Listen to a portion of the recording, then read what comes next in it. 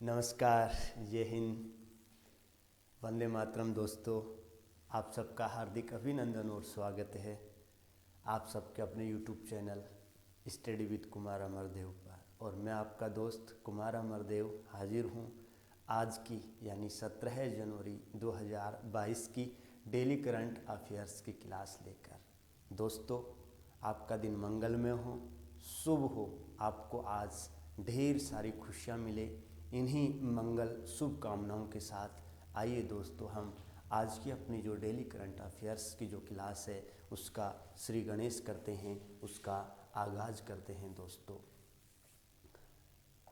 ये 4 पंक्तियाँ आपके लिए मैं गुनगुनाऊंगा और कितना असर आपके ऊपर डालेंगी वो तो आप ही जाने। तो आइए दोस्तों, मोटिवेशन कोट की जगह मेरे द्वारा स्वरचित जो पंक्तियां हैं आपको प्रतिदिन अब मिलेंगी और ये पंक्तियां आपको कितना प्रेरित करेंगी वो तो आप ही जाने।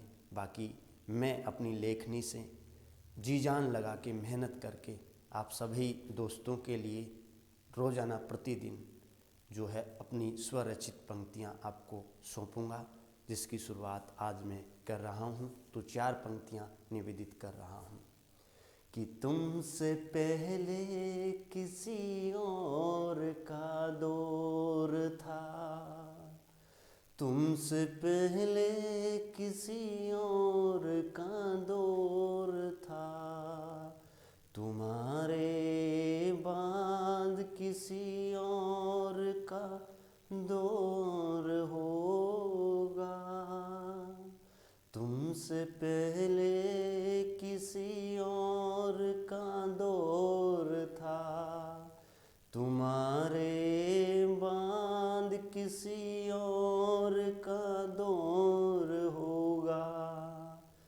करो यदि दिलो जान से मेहनत तुम तो, करो यदि दिलो जान से मेहनत तुम तो, इस जहां का ये दौर आपका होगा, इस जहां का ये दौर आपका होगा, तुमसे पहले किसी और का दौर था, तुम्हारे बाद किसी और का दौर होगा।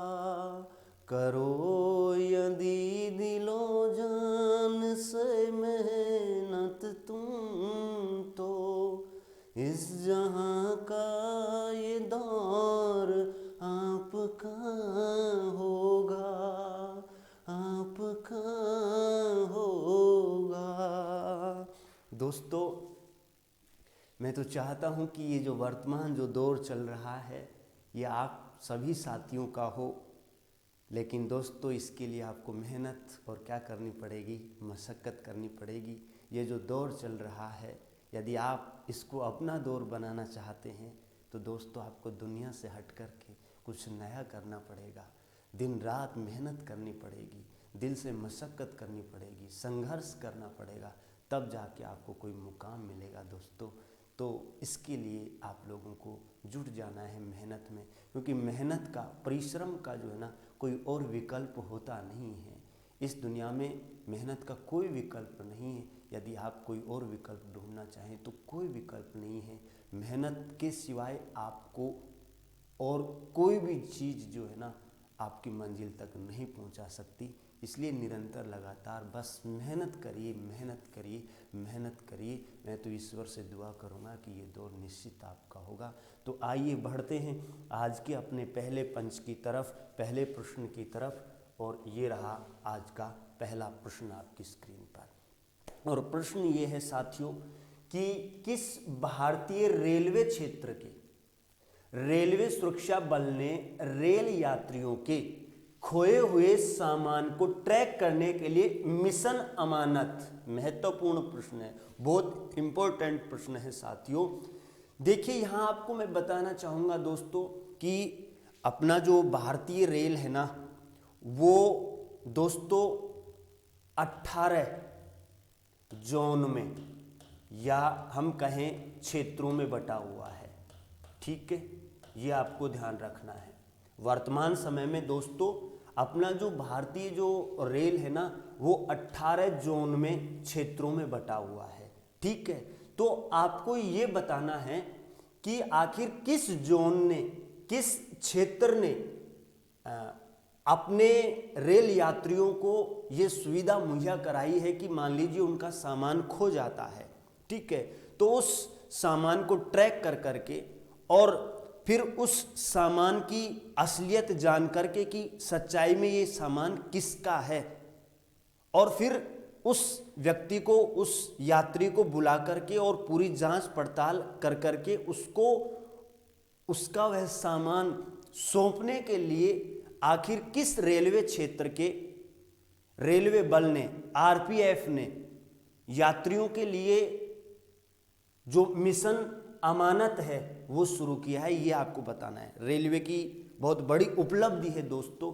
देखिए, आए दिन हम देखते हैं कि जल्दबाजी में हम रेलवे में जब यात्रा करते हैं तो जल्दबाजी के कारण हम अपना कोई सामान क्या कर देते हैं, डिब्बे में, बोगी में छोड़ देते हैं। तो वो जो सामान है दोस्तों, जो रेलवे के जो सुरक्षा बल के जो कर्मचारी हैं, आरपीएफ के जो जवान हैं, जब वो उन डिब्बों में, उन बोगी में जब जाते हैं तो वो सामान उन्हें मिल जाता है। जब उसकी जांच की जाती है तो वो उस सामान को अपने पास रख लेते हैं। ठीक है, लेकिन वह सामान जिस यात्री ने, माफ कीजिएगा, छोड़ा है, उसके घर तक वो पहुंच जाए, इसके लिए दोस्तों रेलवे ने जो है मिशन अमानत शुरू किया है। उन्होंने अपनी एक वेबसाइट लॉन्च की है और उस वेबसाइट के ऊपर जो है ना, वो उस सामान की जो तस्वीर है वो शेयर करेंगे। ठीक है, और यूं ही उस वेबसाइट के ऊपर जब आप जाएंगे तो वो सामान की जो तस्वीर है आपको दिखाई देगी। तो यदि आपका भी कोई सामान छूट गया तो आप उस वेबसाइट पे जाएंगे और वो सामान देखेंगे तो वह सामान आपको वहाँ मिलेगा। आप वहाँ जाइएगा कार्यालय में और जाकर के कहिएगा कि ये सामान मेरा है, तो फिर रेलवे उसकी पड़ताल करेगा और सच में यदि आपका वह सामान है तो वह सामान जो आपका छूट गया था, खो गया था रेल में, वह आपको क्या हो जाएगा, पुनः मिल जाएगा। तो एक बेहतरीन यहाँ पे दोस्तों कार्यक्रम की शुरुआत की है, योजना की शुरुआत की है, जिसका नाम है मिशन अमानत। लेकिन आपको ये बताना है कि मैंने बताया कि 18 जोन हैं, 18 क्षेत्र हैं, तो उनमें से एक क्षेत्र है जिसने ये मिशन अमानत जो है ना क्या किया है, शुरू किया है, जिसमें कि खोए हुए सामान को ट्रैक किया जाएगा और जिसका है उसकी सही तरीके से जांच पड़ताल करके और फिर उस तक पहुंचा दिया जाएगा या उसको बुला करके उसका वो सामान सौंप दिया जाएगा। तो आपको बताना है कि वह क्षेत्र कौन सा है रेलवे का, जिसके रेलवे सुरक्षा बल ने रेल यात्रियों के खोए हुए सामान को ट्रैक करने के लिए मिशन अमानत शुरू किया। ये प्रश्न दूसरे तरीके से भी पूछा जा सकता है, आपसे पूछा जा सकता है कि भाई बताइए किस रेलवे क्षेत्र के रेलवे सुरक्षा बल ने खोए हुए सामान को ट्रैक करने के लिए कौन सा मिशन शुरू किया है, तो मिशन अमानत। प्रश्न जो है उसमें ही एक और प्रश्न यहाँ पे बन रहा है। ठीक है, तो ये मिशन अमानत। अब देखिए 4 ऑप्शन है आपके सामने, उत्तर आपको बताना है। पहला है उत्तरी रेलवे क्षेत्र। दोस्तों जैसा कि आपको बताना चाहूँगा, इसका जो कार्यालय है, इसका जो ऑफिस है वो है दिल्ली। ठीक है, ये आपको ध्यान रखना है। देखिए 18 में से मैंने यहाँ पे 4 जोन, 4 क्षेत्र आपको दे रखे हैं, उनमें से एक क्षेत्र है जिसने ये मिशन अमानत क्या किया है, शुरू किया है। तो उत्तरी रेलवे का जो कार्यालय है वो दोस्तों कहाँ पे है, अपने दिल्ली में है। इसके अतिरिक्त यदि मैं बात करूं दक्षिण रेलवे, इसका जो कार्यालय है वो चेन्नई सेंट्रल। ठीक है, ये आपको ध्यान रखना है, चेन्नई सेंट्रल। ठीक है जी, ओके। यदि पूर्वी रेलवे क्षेत्र की बात करें तो इसका जो कार्यालय है कोलकाता है जी। ठीक है, कहाँ है? कोलकाता। ठीक है, और जो पश्चिमी रेलवे क्षेत्र है इसका जो कार्यालय है वो मुंबई है।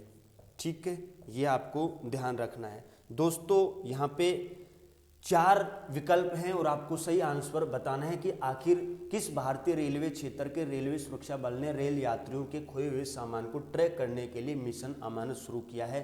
तो क्या आपका उत्तर जो है वो उत्तरी रेलवे क्षेत्र है, या दक्षिणी रेलवे क्षेत्र, या पूर्वी रेलवे क्षेत्र, या पश्चिमी रेलवे क्षेत्र? मैंने बताया यहाँ पे।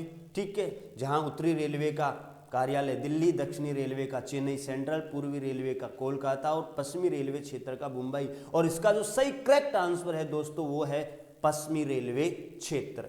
ठीक है, तो 18 जोन में क्षेत्रों में से जो अपने भारतीय रेल का जो पश्चिमी रेलवे क्षेत्र है जिसका मुख्यालय मुंबई है ना, तो उसके रेलवे सुरक्षा बल के जो जवान हैं उन्होंने रेल यात्रियों के खोए हुए सामान को ट्रैक करने के लिए मिशन अमानत की क्या की है दोस्तों? शुरुआत की है। तो महत्वपूर्ण प्रश्न है, छपने वाला प्रश्न है, ये आपको क्या रखना है? ध्यान रखना है। आइए बढ़ते हैं आज के नेक्स्ट प्रश्न की तरफ। और नेक्स्ट प्रश्न है नंबर 2, ये कि बताइए 18वां कचाई लेमन, ठीक है, लेमन का मतलब नींबू है, फेस्टिवल कहाँ शुरू हुआ है?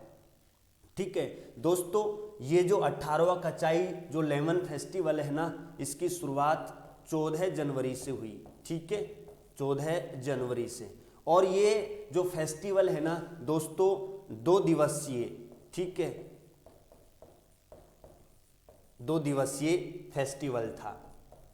आपको ये बताना है दोस्तों कि ये जो फेस्टिवल है ना इसका आयोजन आखिर कहाँ किया गया। और 18वां कचाई लेमन फेस्टिवल था। तो क्या आपका आंसर मणिपुर है, या सिक्किम, या गोवा, या उड़ीसा? ये आपको बताना है दोस्तों। देखिए उड़ीसा में जो है ना वो कलिंग महोत्सव मनाया जाता है। ठीक है, ये आपको ध्यान रखना है, उड़ीसा में कलिंग महोत्सव। इसके अतिरिक्त छाऊ महोत्सव भी मनाया जाता है। ठीक है, छाऊ महोत्सव भी उड़ीसा में मनाया जाता है, ये भी आपको क्या रखना है? ध्यान रखना है। ठीक है जी। इसके अतिरिक्त हम यदि बात करें गोवा में साओ जाऊ, ठीक है, साओ जाऊ उत्सव मनाया जाता है। ठीक है, गोवा, देखिए उड़ीसा में कलिंग महोत्सव और छाऊ महोत्सव मनाया जाता है। गोवा की यदि हम बात करें तो वहाँ दोस्तों साऊ जाऊ महोत्सव मनाया जाता है। ठीक है, यदि हम लोग दोस्तों बात करें सिक्किम की, तो जो सिक्किम है उसमें दोस्तों लोसांग महोत्सव मनाया जाता है। कौन सा? लोसांग महोत्सव मनाया जाता है, लोसांग। ठीक है, इसे नामसूंग महोत्सव भी कहते हैं। और अब जो आपका करेक्ट आंसर है ना मणिपुर, तो दोस्तों मणिपुर में जो है ना कचाई लेमन फेस्टिवल का आयोजन किया जाता है, ये आपको ध्यान रखना है। और ये जो कचाई लेमन है ना फेस्टिवल दोस्तों, ये नींबू की जो दोस्तों पैदावार है उसकी जो गुणवत्ता है उसमें वृद्धि करने के लिए, उसमें बढ़ोतरी करने के लिए तथा किसानों को प्रोत्साहित करने के लिए जो दोस्तों मणिपुर सरकार है वो प्रतिवर्ष जो है ना कचाई लेमन फेस्टिवल का क्या करती है? आरंभ करती है, आगाज करती है। तो इस बार भी जो मणिपुर सरकार है उसने अपना जो 18वां कचाई लेमन जो फेस्टिवल है ना उसका आगाज 14 जनवरी को किया है। और ये जो कचाई लेमन फेस्टिवल है ये कितने दिन चला? 2 दिन चला दोस्तों।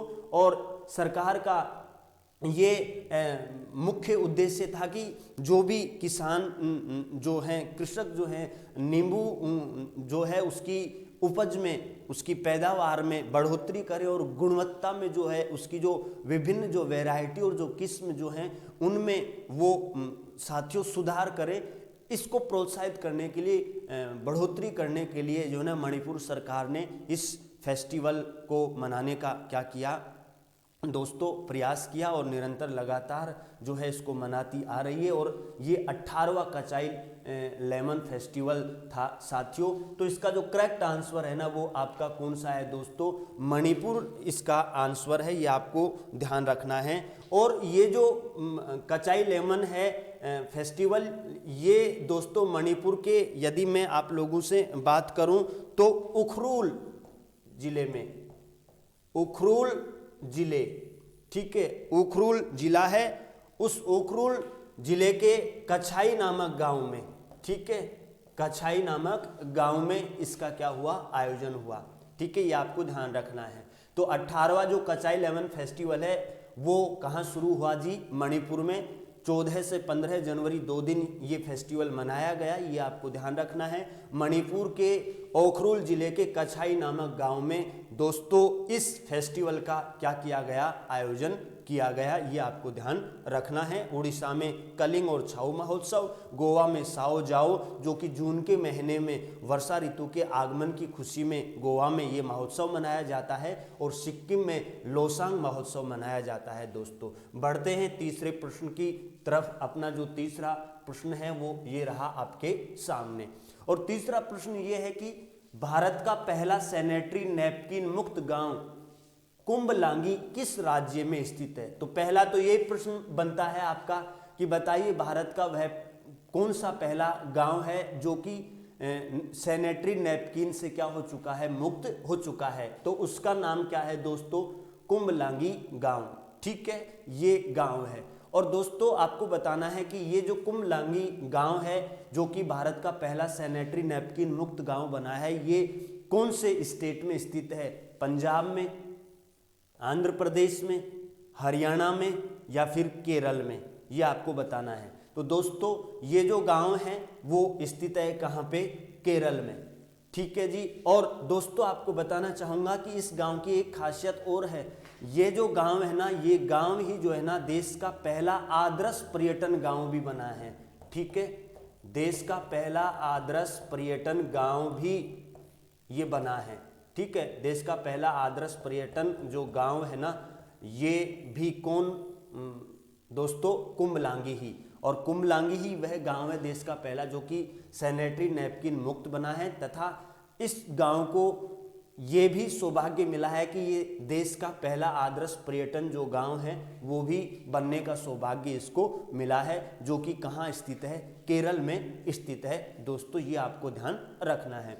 बढ़ते हैं चौथे प्रश्न की तरफ, और चौथा प्रश्न ये है कि भारत में पहला हेली हब, हेली तात्पर्य है हेलीकॉप्टर से, ठीक है, ये आपको ध्यान रखना है। हब कहाँ स्थापित किया गया है, महत्वपूर्ण प्रश्न है, शानदार। इस हेली हब के माध्यम से ये जहाँ स्थापित होगा ना वहाँ पे हेलीकॉप्टर से संबंधित जो है सारी सुविधाएं मिलेंगी, तथा हेलीकॉप्टर के जो भी पार्ट्स वगैरह जो हैं उसको दुरुस्त करने के, ठीक करने की, यानी एक तरीके से हेलीकॉप्टर से संबंधित जो सारी सुविधाएं हैं ना उस हब में क्या होंगी, मौजूद होंगी, मिलेंगी, उपस्थित होंगी। तो दोस्तों आपको ये बताना है कि बताइए भारत में पहला जो हेली हब है ना वो कहाँ स्थापित किया जाएगा, क्या दिल्ली में स्थापित किया जाएगा, गुरुग्राम, गुड़गांव या फिर चंडीगढ़ या फिर पटियाला, ये आपको बताना है दोस्तों।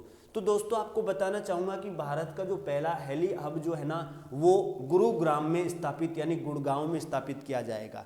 हरियाणा के उप मुख्यमंत्री दुष्यंत चौटाला ने ये घोषणा की कि आने वाले समय में बहुत जल्द ही गुरुग्राम में गुड़गांव जो है उसमें देश का पहला हेली हब जो है सेंटर है वो क्या किया जाएगा, स्थापित किया जाएगा। तो महत्वपूर्ण प्रश्न था और ये आपको ध्यान रखना है कि देश का जो पहला हेली हब जो सेंटर है वो कहाँ स्थापित किया जाएगा, गुड़गांव हरियाणा, गुरुग्राम हरियाणा में स्थापित किया जाएगा। इसकी घोषणा हरियाणा के जो उप मुख्यमंत्री हैं दुष्यंत चौटाला ने की है। तो छपने वाला प्रश्न था, इसका करेक्ट आंसर गुरुग्राम होगा। हम बढ़ते हैं अगले प्रश्न की तरफ दोस्तों, और अगला महत्वपूर्ण प्रश्न है आज का हमारे लिए। वो प्रश्न ये है कि यूनेस्को द्वारा भारतीय धरोहरों का विवरण किस भाषा में प्रकाशित करने की अनुमति दी है। दोस्तों आपको ये बताना है, यूनेस्को यानी यूनाइटेड जो है united nations educational scientific and cultural organisation, यानी संयुक्त राष्ट्र शैक्षिक वैज्ञानिक एवं सांस्कृतिक जो संगठन है, जिसकी स्थापना साथियों आपको मालूम है कि 16 नवंबर, ठीक है, 1945 में की गई। ठीक है, 16 नवंबर 1945 में जिसकी क्या की गई, स्थापना की गई। यूनेस्को जिसकी स्थापना की 16 नवंबर 1945 में की गई और 1946 में भारत इसका क्या बना दोस्तों, सदस्य बना। ठीक है, ये आपको ध्यान रखना है। ठीक है, और ये भी आपको आगे ध्यान रखना है कि इसका जो कार्यालय है वो पेरिस फ्रांस में है। ठीक है, यूनेस्को का जो है पेरिस फ्रांस में इसका क्या है दोस्तों, कार्यालय है। ठीक है, तो आपको ये बताना है जो कि सांस्कृतिक और शिक्षा से संबंधित विषयों के ऊपर ये यूनेस्को क्या करता है दोस्तों, कार्य करता है, जिसकी स्थापना 16 नवंबर 1945 को की गई और 1946 में भारत इसका क्या बना, सदस्य बना। यूनेस्को जिसका कार्यालय की कहाँ है, पेरिस फ्रांस में है दोस्तों। तो आपको ये बताना है कि यूनेस्को द्वारा हाल ही के दिनों में भारतीय धरोहरों का विवरण किस भाषा में प्रकाशित करने की अनुमति दी है। तो आपको बताना है कि क्या संस्कृत में या हिंदी में या मराठी में या फिर गुजराती में। तो आपको आंसर बताना है कि यूनेस्को ने जो है अभी जो भारतीय जो धरोहर है उनका विवरण जो है किस भाषा में प्रकाशित करने की अनुमति प्रदान की है। तो दोस्तों आपका जो करेक्ट आंसर होगा वो होगा हिंदी। यूनेस्को ने हाल ही के दिनों में ये घोषणा की है कि जो भारतीय धरोहर है ना उनका विवरण जो है ना वो किस में प्रकाशित किया जाएगा दोस्तों, हिंदी में प्रकाशित किया जाएगा। तो ये हमारे लिए बड़े ही गौरव की और दोस्तों हर्ष का विषय है कि यूनेस्को ने ये कहा है कि भारत के जितने भी धरोहर हैं उनका जो विवरण है, उनका जो इतिहास है, उनसे संबंधित जो तथ्य हैं उनको प्रकाशित करने के लिए जो है हिंदी भाषा का क्या किया जाए, प्रयोग किया जाए। तो ये आपको क्या रखना है, ध्यान रखना है। यूनेस्को जिसकी कि मैंने बताई 16 नवंबर 1945 को स्थापना की गई, पेरिस फ्रांस में इसका क्या है, कार्यालय है दोस्तों। 1946 में भारत इसका क्या बना, सदस्य बना। ये भी आपको क्या रखना है, ध्यान रखना है दोस्तों। ठीक है, तो आज के लिए दोस्तों इतना ही। क्लास कैसी लगी आप सभी लोग कमेंट करके मुझे बताइएगा। मिलते हैं कल नई क्लास के साथ, तब तक के लिए नमस्कार, जय हिंद, जय भारत, वंदे मातरम।